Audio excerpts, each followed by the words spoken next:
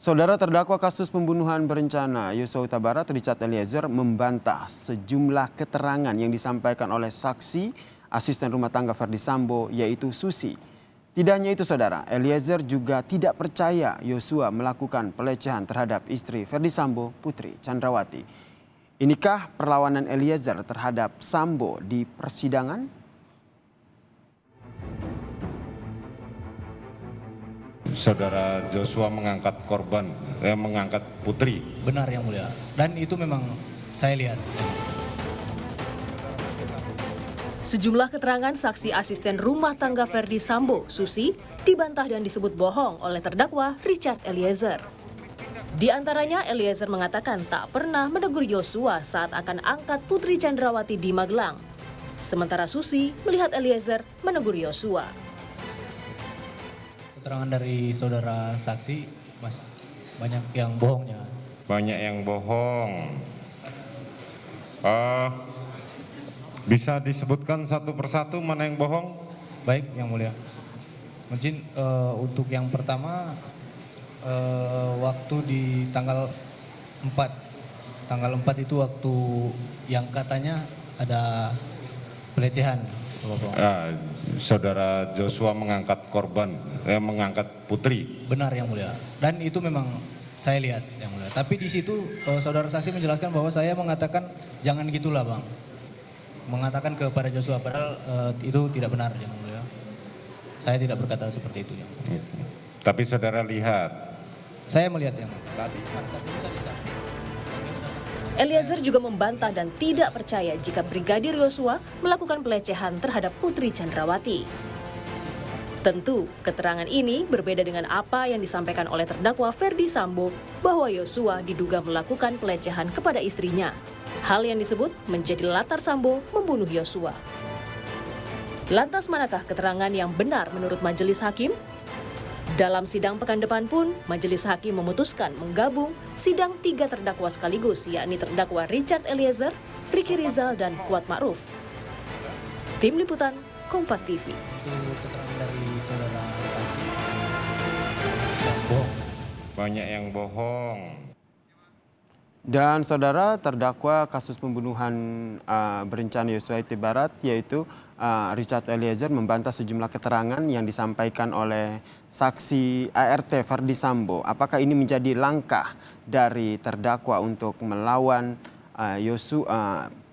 terdakwa lain yaitu Verdi Sambo dan juga terdakwa pembunuhan berencana lainnya? Kita akan bahas bersama dengan mantan hakim MA, Pak Gayus Lumbun yang telah bergabung di Kompas Malam. Selamat malam, Pak Gayus. Ya, Prof. Selamat malam.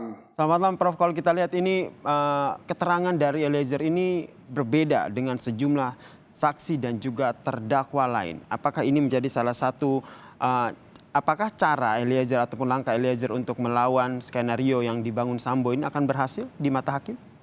Kedudukan terdakwa Eliezer ini dalam menyaksikan dia sebagai saksi dalam agenda kesaksian ini adalah berstatus sebagai justice kolaborator. Artinya bahwa sebagai GC dia harus menjelaskan sebenarnya dan tidak aneh kalau dia akan berhadapan dengan berbagai pendapat yang berbeda. Karena kelompok GC adalah kelompok yang harus mengatakan yang sebenarnya dan kalau tidak status GC-nya akan tidak dapat akan hilang. Hakim tidak bermanfaat bagi kedudukan GC ini. Dan secara logika tentu berbeda dengan saksi lainnya yang memang ketika itu berkumpul suatu suara berpotensi untuk berketerangan yang lain. Ya, ini tidak heran. Dan tentu hakim tidak melihat banyak-banyaknya orang yang memberi kesaksian, tapi kebenaran yang material mencapai keadilan adalah hak hakim untuk menentukan. Tapi hakim kan tidak hanya tergantung satu orang Eliezer saja. Hakim harus menyandingkan dengan alat bukti yang sah lainnya, sehingga dengan minimal 2 alat bukti yang sah, hakim menjadi yakin dan keyakinan itu akan terwujud di putusan seperti itu. Alat bukti yang lain ini menurut Anda, Prof, apa yang nantinya terus digali hakim di persidangan? Oh, banyak sekali bagi saya bahkan lebih dari satu. Padahal cukup dengan satu lagi hakim sudah punya keyakinan atau menjadi keyakinan hakim. Banyak sekali. Nanti kan ada hal-hal menyangkut petunjuk. Hakim mempunyai hak untuk menemukan petunjuk. Ya, bahkan saksi yang sekarang ini telah diperluas oleh Mahkamah Konstitusi. Siapa saja yang mempunyai keterangan yang relevan dengan kejadian ini, termasuk korban misalnya, termasuk orang yang tahu hal ini. Ya, bisa saja berbagai orang dan bukan orang saja, tapi berbagai alat yang bisa dipersesuaikan dengan keterangan dari terdakwa yang sebagai GC ini. Kemudian kalau kita lihat juga upaya dari Eliezer yang berusaha untuk mematahkan skenario dari Verdi Sambo ini pun juga tengah diuji oleh majelis hakim di persidangan. Apakah dengan menggabungkan para terdakwa di persidangan selanjutnya ini menjadi salah satu cara yang dilakukan oleh hakim? Ya, sebenarnya bukan cara yang pada umumnya ya, termasuk konfrontasi itu tidak dikenal ya antara saksi dengan saksi. Ini satu kebijaksanaan hakim untuk menemukan kebenaran yang material. Hakim punya hak yang luas untuk melakukan apa saja yang dianggap bisa menemukan hal itu. Jadi majelis hakim mempunyai kewenangan, walaupun tidak terbiasa seperti yang dilakukan pada sidang-sidang ini. Di antara saya menyaksikan ada konfrontir. Nah, ini memang sebenarnya tidak lazim dilakukan karena konfrontir hanya ada di penyidikan. Kenapa akhirnya konfrontir ini dilakukan oleh majelis hakim pada persidangan selanjutnya? Apakah karena tidak cukup kuat gitu bukti yang dilakukan sehingga butuh konfrontasi sehingga mendapatkan fakta yang betul-betul menguak kejadian ini? Ya, Atau bukan seperti tidak apa, lengkap, Prof? tapi hakim ingin mempunyai keyakinan yang penuh. Hakim ingin menyaksikan hal-hal yang memang tidak biasa dilakukan di pengadilan pidana, tetapi itu semata-mata untuk menguji kebenaran yang material, yang hakiki, seperti apa sesungguhnya, maka terpaksa dikonfrontir.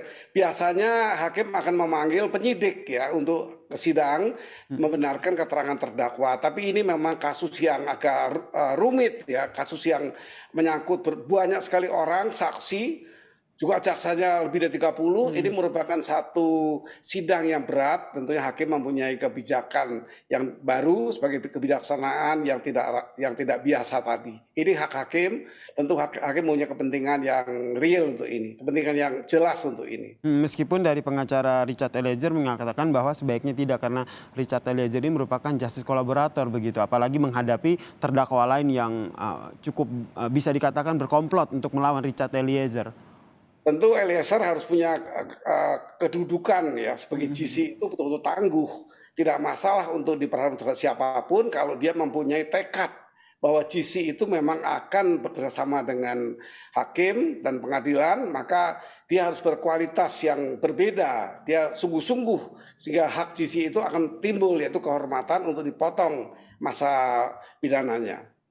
Kalau kita lihat juga Prof, dalam persidangan sebelumnya itu Eliezer selalu berusaha untuk mematahkan skenario Sambo, terutama soal adanya dugaan pelecehan seksual. Apakah nanti hakim masih akan tetap fokus ke pembunuhan berencana 340 atau masih juga tetap menggali soal motif yang juga dibawa oleh Verdi Sambo, yaitu adanya dugaan kekerasan seksual ini, Prof? Kalau seperti apa sering saya cuatkan, motif itu tidak berpengaruh untuk 340. Cukup dengan persiapan. Dan persiapan ini telah saya temukan sendiri dan mungkin banyak pihak yang menemukan lebih dari apa saya temukan. Misalnya terdakwa utama itu meminta bantuan ke orang lain, ke RR ya. Ini ditolak ketika itu. Itu salah satu fakta persiapan. Jadi kalau persiapan cukup dengan beberapa hal yang diungkapkan, menyimpan senjata di dashboard mobil, perintah atau dilakukan oleh siapa, itu kan semua persiapan-persiapan, mengisi peluru.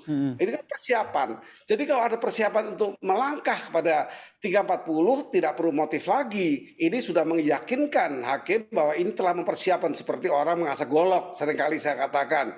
Ini sudah satu, ini bahkan tidak ada ringannya ini, karena ini sudah masuk pada percobaan yang diatur di pasal 53 ayat 2. Dia bisa tidak dihukum kalau atau dikurangi, bukan tidak, atau hapus kalau ini timbul dari niatnya sendiri untuk tidak melaksanakan. Itu semua diatur di undang-undang. Jadi persiapan seperti itu tidak bisa terhindar dari ancaman pidana. Bahkan ini bisa menjadi pidana paling berat, yaitu 340 karena ada persiapan. Sementara motif memang diperlukan, tetapi diperlukannya untuk melengkapi saja bagian dari utuhnya sebuah inventarisasi permasalahan ini.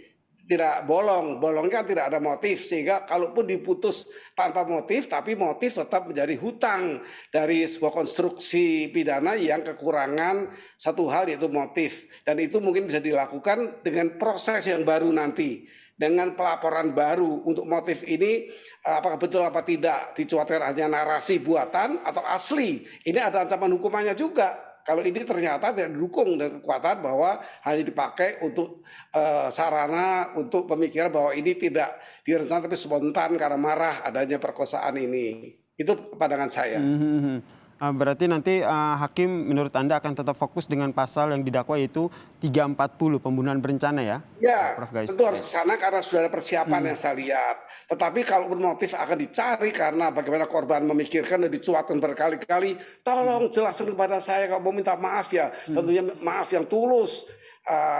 Katakan kepada saya kenapa anak saya harus dibunuh. Itu kan berkali-kali, artinya kekurangan motif di situ. Oke, kalau nanti seberapa besar akhirnya ke depannya kita lihat seberapa besar niat dari ataupun Eliezer ini menjadi justice kolaborator, karena kita lihat juga nih mungkin nanti akan ada tekanan-tekanan ataupun ya tekanan-tekanan yang nanti didapatkan Eliezer terhadap hal ini. Ya tekanan-tekanan itu wajar untuk dihadapi sebagai seorang GC. Justru tanggung jawab GC di situ. Kalau dia tidak bisa menceritakan dengan kuat, maka status GC-nya kan akan tidak dikabulkan oleh hakim karena pemilik GC itu hakim, bukannya JPU maupun LPSK yang memulai mengusulkan. Tetapi bobot dari atau kualitas dari GC itu justru nanti apa yang bisa diterangkan dengan berani walaupun menghadapi berbagai kalangan yang berbeda. Itu berarti kalau seandainya tetap konsisten menjadi justice kolaborator, berarti nanti vonisnya akan bisa diringankan begitu ya? Sangat bisa. Karena di situ pengadilan merasa ada jasanya GC ini. GC dikaitkan dengan pasal 55 sangat berat. Berapa yang meminta melakukan itu dihukum sebesar itu kalau menurut pasal 55. Tapi ini bisa berubah karena GC punya aturan yang berbeda. Diberi kehormatan untuk mendapatkan potongan. Berapa besar potongan tergantung hakim yang memutuskan. Apa yang menjadi hal krusial yang akhirnya bisa membatalkan ataupun membatalkan posisi dari justice kolaborator ini? Akan terpatahkan kalau GC tidak bermanfaat. GC tidak bisa membongkar masalah ini menurut apa yang secara jujur dialami.